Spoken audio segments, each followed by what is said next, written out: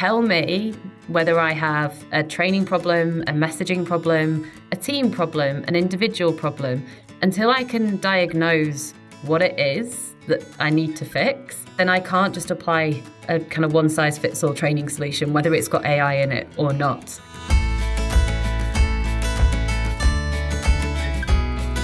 Welcome back to the Thoughts on Selling podcast. Today, it is my absolute delight to have Laura Keith join to talk about all things selling. Welcome, Laura. Thank you, Lee. Laura, first question right out of the box is, who is Laura Keith? So Laura Keith, I'm the CEO of Hive Perform and Hive Learning, who are two kind of sister companies. I'm also CEO, Chief Entertainment Officer of 3 kids. So I'm mum of Peggy, Eva and Alfie. We're based over in London, and I absolutely love grappling with how to take a company from an idea into a prototype, into a product, into the market and scale it.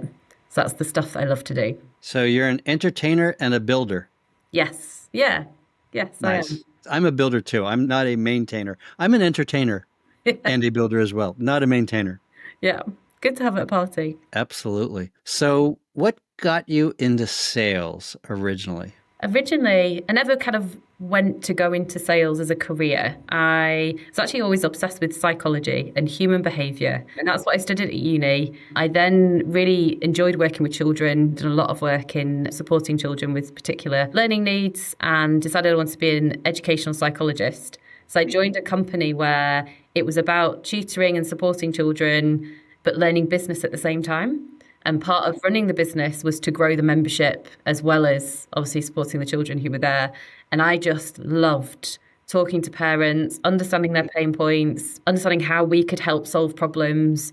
And so I just thrived at that part of the job and loved it. And so for me then, I was with that company about 10 years, wonderful team and business called Explore Learning, and just progressed into head of sales. And I think the thing that I'm still passionate about still though is training and coaching and human behavior. So I think psychology for me is always in the background there. I love to understand people, what makes them tick. How do you support people to get to A to B? And I think that sales, coaching, training are all connected in how I see things. And building companies, understanding how to take a company to market. The psychology of that, I think, is kind of where I started from, but there's a thread in terms of, what I love doing. Yeah, the parallels are so obvious of the understanding of psychology, what makes people tick, what makes them act, how to engage with them to their benefit. We don't hear a lot of that in sales. In the technology world, much of selling is version 3.2 is better than 3.1. Yeah. You need a discount to upgrade, right? Most of sales enablement is about product features, and it's never about the human at the other side of the phone or the other side of the Google Meet. And those people have OKRs or KPIs or business goals or MBOs to achieve, and they don't care that 3.2 is better than 3.1. Will it help them improve their manufacturing quality? Will it help them improve their sales performance? Will it help them improve their customer acquisition rates? And we frequently lose sight of that as an industry. I think individually, you and I and many others fight the good battle. Yeah. But it's let's go update 10,000 files in Seismic. To what end? Yeah, I think there's a lot wrong with how we do it right now, for sure. I do think at the heart of, and I'm seeing a lot more of it recently, I think with AI and kind of how that's coming in and automating a lot of the role, I think I'm starting to see 2 trends emerge, which I'm quite excited about, from bringing that human element and kind of psychology back into it, which is the more we automate and the more we do, 2 things become really important and they're starting to come through. So I'm hearing a lot about buyer insight and buyer intelligence. So the more we gather call recordings and call intelligence, revenue intelligence, the more we're starting to also gather customer and buyer intelligence. So I think we're starting to flip that mindset into, actually, it's the buyer that's more important. How are they thinking and how are they responding and how are they acting? For me, that's quite psychology. That's quite the skill sets that are coming to the forefront as we bring AI in, I think for the human become more about the science plus the art. And the AI is better at the science, and the humans have to know the science and the workflow. But the art is understanding your customer, understanding those moments when to ask the right questions, spending time really understanding what makes your buyer tick, what is their motivations, how do you get under the skin of what they need to do. And so I'm quite excited. I actually think there's potential for the industry to really shift into much more of a psychology led way of doing sales. I don't know if you agree with that, but I'm seeing kind of the buyer intelligence and what humans are going to have to lean into more being those types of things more than the process driven side of sales, which sometimes I think our industry does fall into. And like you said, version 1, version 2. Yeah. Yeah. I don't know if you're seeing as much of it in, the people you're speaking to at the moment, Lee. So, Laura, I'm not sure I'm as optimistic as you are. Yeah. I wish I were. 20 years ago at a strategy session, one of my clients asked this question: what do we need salespeople for? The question he asked was designed to make people think as opposed to actually pose the possibility. And we could ask that question today: what do we need salespeople for? If we can train LLMs to identify ICP, to go out and scrape LinkedIn, which LinkedIn won't let you do, but scrape LinkedIn, and come up with the buyer persona, their care-abouts, their language of value, and tailor the AI conversation to that buyer, why do we need a human in the loop? I had a conversation about this last night where I actually think the human element almost then becomes the value add. So in a world where you send so much stuff in an automated digital way, your LinkedIn box is rammed. I can't even look at it now. My email box is protected and everything just gets filtered straight out. So getting on the radar in a very busy market where automation and personalization is at scale with tech, is the edge not offline and people? And therefore, we were talking about it from a content production on TV perspective and books. And now obviously there's, you can create AI generated books. So the author writes one book and then you kind of generate another 10 follow up. And is not the value then the premium going to be the actual human written version of things or the human led edge of things? I don't know. I see a world where I think it becomes humans are really productive. They're going to work hard to find the edge and to find their value. And I think we'll find it in sales. I don't know exactly what that's going to look like for sure, but I think it might become the premium. It's fun being along for the ride, let me put it that way. A number of years ago, I had a conversation with a key account director who had just been assigned to an account. He had not been a CAD before, and my job was to help make sure that the key account program worked well. So I was on a half dozen key account teams calling on some interesting organizations. And this particular director said, my job is to fulfill demand, not create demand. And he'd come from a database licensing background where this was at Oracle. People needed Oracle. They couldn't get off of Oracle. They had to buy, they had to rebuy, they had to renew, they had to sign the ULA every 3 years. And his perspective was it's his job to fulfill that demand. And I said, John, if that's true, you would be a fax machine. Your job is to help your account see different ways of running and managing and operating their business to their gain, ways that they didn't know of before, helping them to realize there are things that they don't know, right? A CIO once asked me, help me see around corners. Help me understand the things that are coming up at me that I don't even know to look for. And so I agree with you. I think we're going to see an increase in professional effectiveness, professional sales effectiveness, and professional skills for a small part of the sales marketplace. People who are motivated to study human behavior, people who are motivated to go practice skills on an improv stage on weekends, people who are good listeners, people who take the output from a chatbot or a chat GPT and then think about what that means as opposed to repeating it to their customer. And then at the other end, the people who aren't adding significant personal value, they are going to be replaced by those, I'll have my AI bot call your AI bot and they'll work out a deal for 50 servers or 100,000 this or 8 gigabytes of that or whatever, right? So I think we're going to see more bifurcation, more polarization in the market. Yeah, I agree with that. And I love your example of the Oracle rep and, that ability to educate, to challenge, to push your customer in a direction they hadn't seen before. I think, yeah, those kind of skills are premium. And yeah, you're right. That kind of polarization, I think you definitely will see happen. Everyone's going to have to up the game or you're out, for sure. And I think the most valuable skill will continue to be listening. What's the customer up to? How does this fit into patterns that the rep has seen before with other customers? Because if I'm implementing a new AI system to improve sales effectiveness, I've never done that before. My vendor's done it 100 times. The salesperson there has done it 100 times. They've seen how it works. They know what expectations is set. They know how long it's going to take. They know, here's a really important phrase, they know the change management necessary. From my perspective, Laura, sales is all about change management. It's how do we get people from where they are to where they need to be. I heard the word change management from a customer just this week, and they were talking about the pain of one of the biggest challenges of a sales leader today is as you're scaling a company, the landscape's changing as you're scaling. So it's not you build an engine and then it's just about motoring the engine. It's that the engine needs to change all the time. And every time you have a new piece of messaging that isn't working, or you have a new process that needs to be added, or a new feature to build into the pitch, if you've got a team of more than 4 people, scaling up and the change management of helping people to adapt and evolve with that, to re-educate on new ways of doing things, that change management just felt undoable to the customer. Like in this day and age, the pace of change and therefore the pace of change management is one of the biggest pains that they talk about wanting to solve.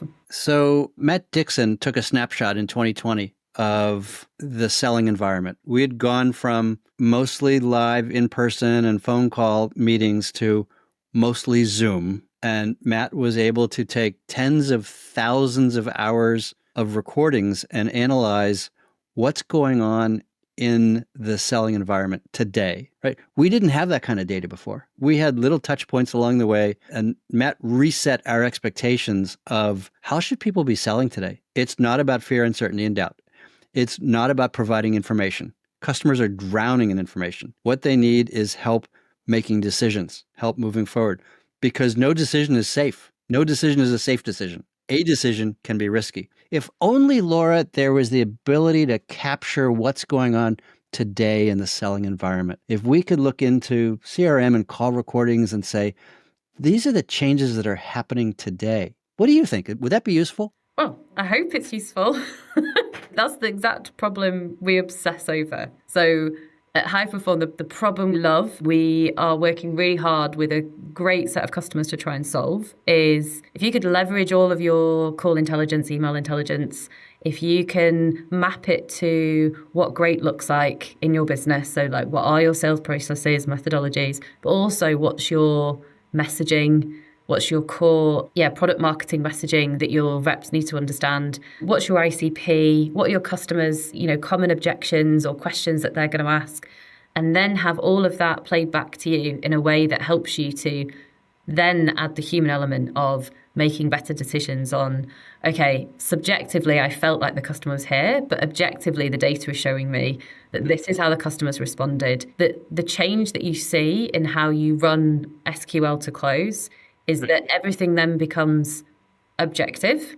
And so the rep and the coach can have a conversation around exactly what's happening and how you solve the problem, as opposed to, it wasn't a problem we'd looked to solve for, but one of the really interesting things is that trust between a rep and a leader is always challenged because it's always subjective. So it's always the rep's explanation of how the deal is going, and then the leader's ability to go, okay, I trust that, or actually I think you're not quite doing what I think you should be doing.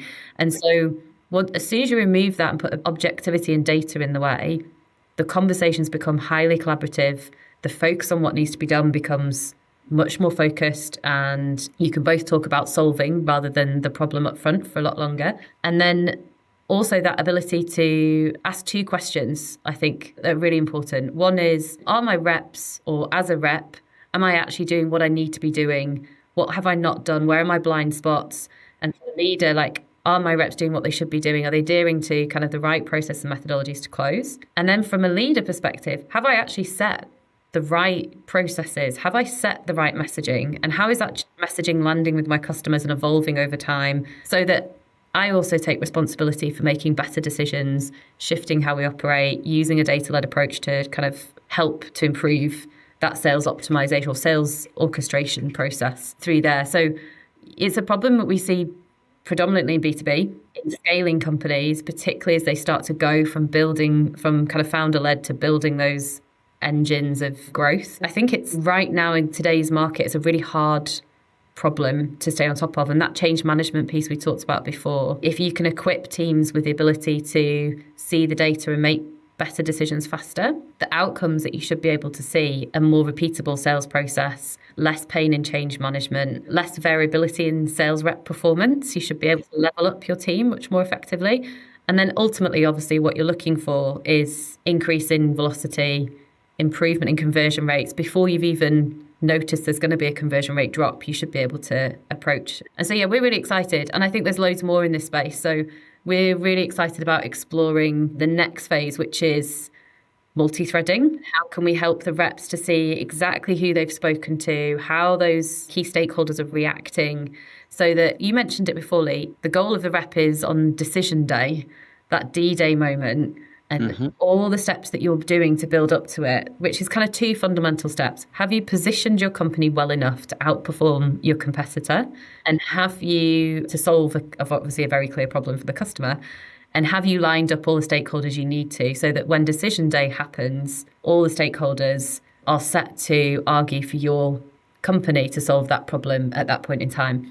And can we help you to have that information and insight to make all of the right decisions along the way, to tweak your messaging, to speak to the right person, so that you do get alignment of positioning and stakeholders for D-Day success? So yeah, that's the stuff we're diving into. Laura, I love the passion for starters. I'll share a simple example from many, many years ago. I ran a marketing consultancy. We provided outsourced marketing services for professional services firms. And so we had a client who worked with large pharmaceutical companies to help them with their overall IT function and had some specific expertise and capabilities in the area of FDA submissions. So we rebranded, we did a full makeover, we came up with a value selling sales approach, rolled it out, and we didn't see a substantive change. And it's like, what the heck? And so I sat down with some of the salespeople, and I'll never forget one salesperson who I asked the salesperson, so how's the new conversation going? And he said, well, I'm not really getting a lot of traction. I said, really? Tell me more. He goes, well, I studied what we're doing now and I've been trying to use it, but things haven't changed. I said, okay, sell me. I'm a prospect. Talk to me. And he trotted out the original messaging. He hadn't gotten the message. He hadn't gotten the memo. It's like, dude. And so the problem, an important problem that you solve is documenting the interaction between salesperson and customer. And then you can look at correlations between the messaging and the efficacy or efficiency or effectiveness. And then the second part, Laura, is data is useless without action. And you mentioned an important component of the action of coaching. Here's where a salesperson is, or here's where a sales team is. What's the coaching they need to improve based on the objective data that I'm seeing, right? It's not I listened to 3 calls. It's not I looked at 2 people's emails. It's objectively, I've got the data that says, here's what this person has been doing for 3 months or 6 months. Here's what the team has been doing for some period of time. And so now you can make good decisions about what interventions you need to undertake. Yeah, the coaching and decision-making was the first thing that sales leaders reported back. The next thing I think is going to be really interesting is so we're running what we call initiatives.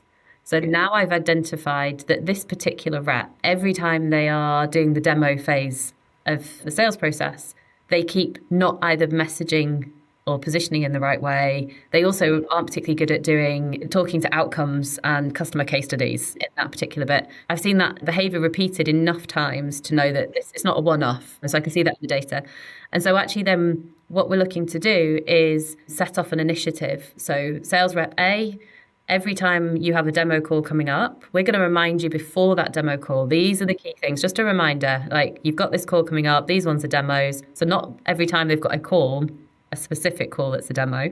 These are the skills that, we've agreed that you're going to be working on. So it's just a Slack message or an email. And then after that call, here's your fast feedback. Here's actually great. You've improved. You've done these two things. We still need to get into the detail a bit more around X, Y, and Z. And then actually, here's your coach. So if you want to go and practice, go and have a practice. But also all of that insight's got to loop back up to the leader so that I think that human element is still there. So that when you meet them in the one-to-ones, what are you working on right now? What are the things that the data is telling you you're struggling in? Do you agree with that? How are you looking to improve? Where can I help you? Do you want to run? Do you want to pitch to me? Do you want to practice? And I can see it a bit more. And so there's automation in there. There's human in there and there's data in there. And it's how do we get the three of those things working? The one thing I mentioned at the beginning, I'm the CEO of Hive Learning and I'm the CEO of Hive Perform. And Hive Learning is a fantastic business, but traditionally we would always look at training as that linear thing of like, if there's a problem in the sales team, everyone needs to learn it. And we're gonna hit you up with some information. We're gonna hope that you've put it out in the field. And so what this is looking to do is completely flip that on its head and go, we know exactly what you need to work on. We know you're not going to go and spend hours practicing. So we're going to try and meet you in the deal flow. We're going to try and meet you where you're at and we're going to try and solve that problem with you. And we're going to work with you throughout the month to improve those skills. We're going to give you options to practice. We're going to give you fast feedback. We're going to bring your sales manager in and help you to kind of form your one-to-ones more effectively for kind of human-to-human coaching. And then the output of that is performance improvement or performance measured improvement over the month. I love the ability to see on an individual rep basis where their skills are strong, where their skills are weak, or at a team basis, at a regional basis, at a training basis, right? We brought in a team of trainers and trained the East Coast. We brought in a different team of trainers. They trained the West Coast or enablement. And so now you can do a root cause analysis of what's working, what's not working, and where does a targeted intervention need to happen. I wish I had that at both Oracle and then at Google. In both of those organizations, we were shooting from the hip, right? So at Oracle, the field enablement team was embedded with the sales organization. So we lived and breathed and ate with the salespeople, and we saw a lot of what they needed. At Google, we did it globally, and we didn't have that same level of visibility because we weren't embedded in the field. And so for a sales organization of 10,000 people, we were kind of guessing about what we needed to do. And that's not the most effective way to apply scarce enablement resources or coaching resources. And so the ability to identify at the individual or segment level, group level, or skill level, it's mind-blowing how much more powerful that can be. Yeah. Do you know what you reminded me, Lee? That story of one of the main reasons why we kicked off in building Perform in the way we did was a very sobering moment for me with a good friend of mine and my previous manager, a guy called Pete Blackburn, who works for a different organization now. And I was like, can I pitch you what we're doing? Can I tell you a little bit about the idea? And at this point, it was putting AI over training. So it was like an AI coach, an AI content designer. I kind of pitched the product, really excited, passionate as always. And he just looked me in the eye and he was like, stop pitching me a training problem when you can't tell me whether I've got a training problem or not. Tell me whether I have a training problem, a messaging problem, a team problem, an individual problem. Until I can diagnose what it is that I need to fix, then I can't just apply a kind of one-size-fits-all training solution, whether it's got AI in it or not. And that was kind of that moment where me and Max, our CPO, and the rest of the team kind of all went into kind of war room planning mode and went, do you know what, he's right. And data is the answer. And so this was a good year and a half, 2 years ago now. And that's when we were like, we need to diagnose the problem first. And then we can use AI to meet the rep or the team or the leader where they're at and then solve the problem properly. And so we shifted from answering the question of how do I help train a sales team to perform better to how do we help sales reps close more deals. And that switch with AI allows you to build a very different product than your traditional enablement training solutions in the market today, which I think is an exciting unlock for what we can do to support the field of sales going forward. So a data-led approach and coaching and practice. In my experience, an organization where sales managers and leaders spend 20 to 30% of their time coaching will outperform every competitor in their space. Pick any industry, and I can't find one that does that. That uses a data-led approach to coaching? No, that devotes 20 to 30% of their sales management time coaching. coaching as a management function is highly valued, yet dramatically underinvested. You don't have time for coaching. Go do pipeline inspections. Go save a rep. Go close a deal for them. Go, most of the first line, second line manager time is spent in inspection as opposed to coaching, which is an adversarial conversation as opposed to a supportive conversation. So that's thing one. Thing two is practice. Typical professional athlete spends 90% of their time not playing, but practicing. Most professionals, if I'm going to paint a room, I'm going to spend 90% of my time not painting the room. I'm going to spend 90% of that time preparing to paint the room, of sanding and spackling and covering furniture and all that, but doing the preparation. We don't have that same approach in B2B sales. We say, go out and practice on your customers. Tell us how it went. Or, by the way, don't even tell us how it went. The numbers are going to tell us how it went. Or a few well-informed people will hire Hive to tell them how it went. But there's no formal practice. And practice, right? So I tell my coaching clients, we do practice so that you can fail in a safe place, so that you can build muscle memory, so that when you are in the moment, you don't have to think about what to do. You just do it. Because in the moment, if you have to think, you've lost, right? Tim Goway in The Inner Game of Tennis says, don't think, just do. Yeah, I think I like those two. I would add a 3 in. So the third I would add in is, from a sales leadership perspective, the challenge we are bumping into way more often than I thought we should was if you, and this kind of is the precursor to coaching and practice, is if you haven't set clear frameworks for what your expectations of good look like, how can you coach and reps to practice? And so I think there's a lot of leadership out there where you've defined, maybe some deal stages and maybe a couple of ways in which you expect reps to do it. But you're fundamentally expecting your reps to just go out there and work it out. And know how to do it, right? Your target's 3 million, go make it happen. How? 3 million. How? 3 million. And so if you haven't got a framework, you can't coach. So a rep doesn't know what to practice, and you can't, look your reps in the face and start coaching if you haven't got what good looks like in the first place. And I'm finding that scarily missing quite a lot in organizations. And most people have defined a BANT or a MEDPIC or a SPICED, but haven't really gone that extra mile in kind of trying to decode what great looks like. Why is your top rep selling really effectively? What are your clear, we talk about actions, what are your clear actions that need to have happened at each stage? Leah, you and I talked earlier about multi-threading. Mm-hmm. And one of the skills of that, you could say the skill is to go and reach out to another stakeholder, right? You need to have aligned your stakeholders, you need to reach out. But there's a skill in what great looks like when you do that. It's not just ping them an email and say, hey, I'm working with this company, because you end up, pissing off your coach and the person you kind of got your direct contact with. And if you don't spend some time properly understanding what that is and helping your team to understand what that is, what's the phrase I heard the other day? It's sending your sales reps into a gunfight with a knife. Yep. And so I think those 3 things are really important. And that kind of third one is a foundational layer that does. And we talk a lot about sports and the sports metaphors on practice. But we actually did an experiment right at the beginning where we gave reps the option. So we have an AI coach, which is all, designed on your product, on your services. It's very personalized. But we gave them in Slack the option to prep. So spend 15 minutes prepping for this deal or spend 15 minutes practicing. 90% of them went to prep. So a bit like your painting, they know they need to prep, right? So prep was the thing that it did. Like 9 times out of 10, nobody pressed practice. Interesting. And I can't understand whether that's got to come from the sales leadership, right? The leadership have got to build the environment to say, if you don't practice, your onboarding should be so rigorous in practice.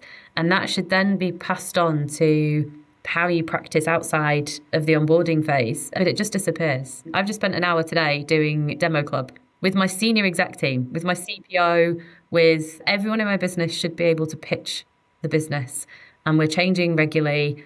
And so every week we get together and we do demo club and someone pitches, it's a different part. We might take a different part of the funnel. We all have to give good feedback. It builds trust and it makes sure that whoever in my company bumps into anybody externally can explain our business properly because we're all sales reps fundamentally. But I don't see the tone. I mean, I'm not perfect. I could do more coaching and more training with my reps for sure. But I think it's got to come from the culture that's set from the top. I think you're entirely right on that. We are in an industry where facts are important. where details are important. What good looks like is, do you know everything about the product? Well, that's not effective. Customers, as we said earlier, customers don't give a shit about the product. They only care about their outcomes. They only will buy if they perceive low risk. Those are gut feelings. More information doesn't help them make a decision in your favor. I ask the question of my coaching clients, I'll use a fictional made up company name, why IBM? Why now? Why should IBM win this deal? Why now? If a rep doesn't have a good answer for that, walk away or continue studying. But if someone else should win, if Joe's really good software emporium should win, walk away. And most reps feel like, I don't really want to know. I just want to push. I've got all this information. If I share enough information, then the customer's going to make the right decision. Many, many decades ago, I worked for Texas Instruments, and the way TI sold to technical people was to give them data books. Here's a data book. Let us know how many chips you need. I wasn't in that part of the business, but I saw how it worked. That's not how customers buy today. Customers buy based on risk tolerances, risk perception. If I make no decision, I know what's going to happen. If I say yes to this vendor, I'm not sure what's going to happen. What's my perceived risk? Did the salesperson show up on time? Were they prepared? Did they know my business? Did they call me by my name, right? Were they friendly? Were they open? Did they write down my questions? When they said, I don't know, did they get back to me? And so when we think about the best selling engagements, it's a fluid dance of a prospect asks a question, the rep replies, and it's back and forth. There's no time for thinking. It's all acting, and acting in a good way. And that comes from some preparation and a lot of practice. And a mindset of, I don't have to be right. I have to listen, and I have to be in the moment. And by the way, Daniel Pink says to sell is human. In his book, To Sell is Human, he says improv and selling are exactly the same thing. Yeah. So that's what improv is. You don't have time to think on stage. You act. You have to be present, and you act in response to a stimulus. If you're in the back row and someone yells shift, now you're in the front row repeating what someone just said. You don't have time to think. You can't write it down. You can't think, what did that person say? No, you just do it. Yeah, I love that. I also always love Dan Pink and how he talks about sales, and the improv, I think, is a brilliant comparison. We were doing objection handling training, the team, and it was interesting because what we had was a really good playbook of, here's the question that the customer asks, here's your answer. Here's the question the customer asks, here's your answer. And I was like, this isn't working. This is like ping pong. What I needed to add in the middle was curiosity. So why have they asked that question? Ask another question, like understand more before you ping pong back. So yes, the answer that we have to why our product is different from X is this. But when they ask that question, it could be coming from about 10 different places. So find out more and educate with your customer. So don't just tell them, okay, well, you think this, but it's this. Like, for example, are they asking because a share of the budget for that product is the same share of, even though we're not competitive, do they come from the same budget pot for them?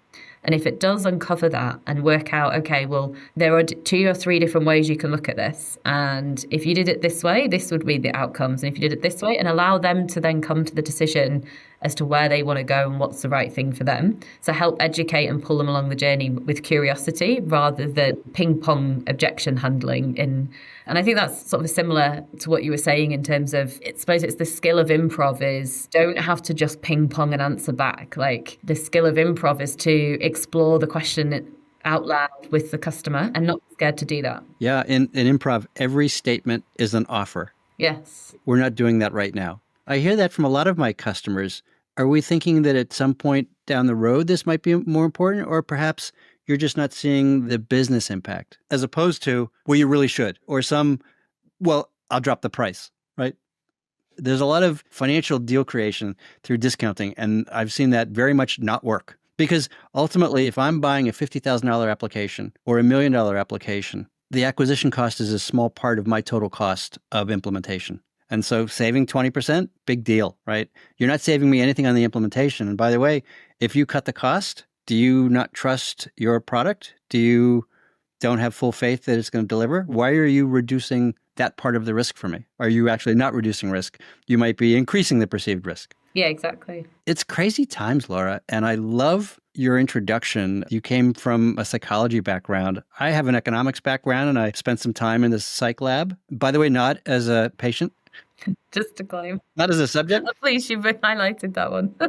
So for me, economics is a study of human behavior, why people act the way they do.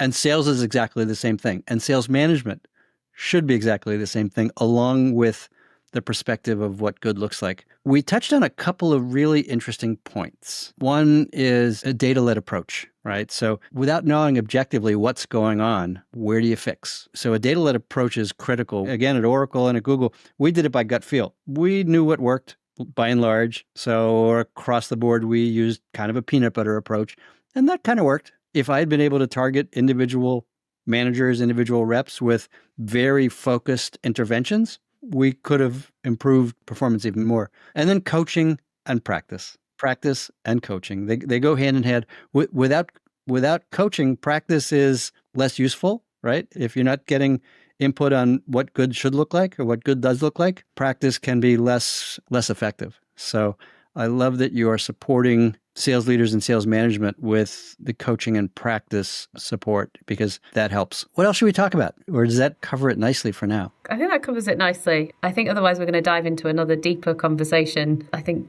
data is critical. Coaching and training is about performance. I think that anecdote you use about sport is just key. In it is bonkers if we're spending 90% of the time doing and 10% practicing, when if you want to improve, you have to. And you can see that now more than ever. So if we pull it back to the times we're in and how times are changing, those that don't adapt and practice and improve and think about what those human skills are going to be out of the game. Those that want to practice, to learn, to improve, to put themselves right at the forefront of understanding their customers are going to be the ones that win. And so without coaching and training, either the person, the team, or the business are going to fail that S-curve and going to end up being left behind for sure. So I think the context of the time that we're in puts those two so much more on a pedestal of what needs to be done to kind of iterate and move forward. Yep. So Laura, for those that want to win, where can people find you? I'm on LinkedIn, so you can reach out to me personally. So it's Laura Keith, Hive Perform and Hive Learning. And our website is www.hiveperform.com. So please do reach out. We've got a cool state of sales report on there that's quite interesting. Shares some of the information about the stuff that we're doing. Right. Hiveperform.com. Mm-hmm. Hive. Exactly. Thanks, Laura. This has been an absolute pleasure. Yeah, great to speak to you again too, Lee. Thank you. Thanks.